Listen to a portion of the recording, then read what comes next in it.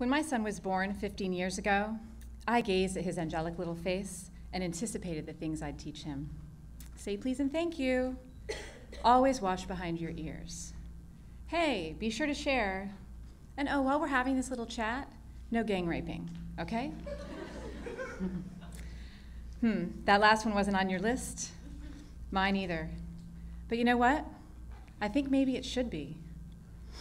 You've probably heard about the high school boys who were recently convicted of raping a drunk and unconscious 16-year-old girl in Steubenville, Ohio. Less well known is the story of another young man, a Steubenville High alumnus named Michael Nadianos. Nadianos appears in a video making vile jokes about the incident. Giggling, he says things like, "She is so raped right now," and "she's deader than a doornail," as in dead drunk. There are a million directions to go with this story, but I want to focus on a statement by Nadianos' lawyer. He said, "Michael sincerely regrets his behavior and the effect it has had on all the parties involved, especially his family. He was not raised to act in this manner." I find that last part so interesting. He was not raised to act in this manner. I imagine he wasn't, but apparently that wasn't good enough.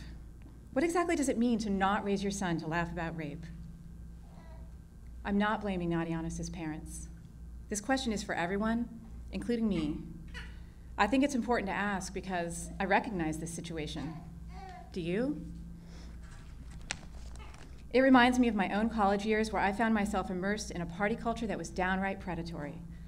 Groups of young men who were hyper-focused on sexual bragging rights did insidious things, from groups that created point systems to track their exploits, to young men who agreed to spy on one another's sexual feats, to boys who would say anything to make a girl feel special, to date rape, to drunken rape, and to gang rape.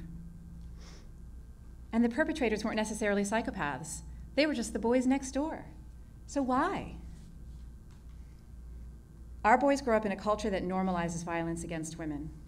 Our news media and our lawmakers blame the victim, while the entertainment industry, including readily available porn, tells our sons to seek their masculinity through violence and sexual conquest.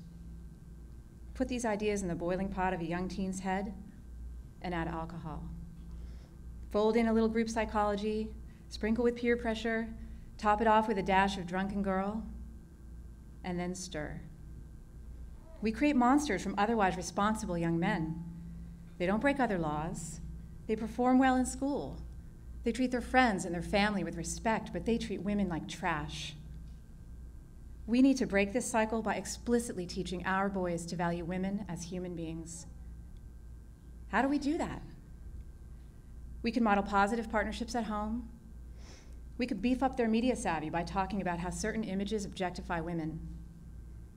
We can talk about responsible and intimate sex.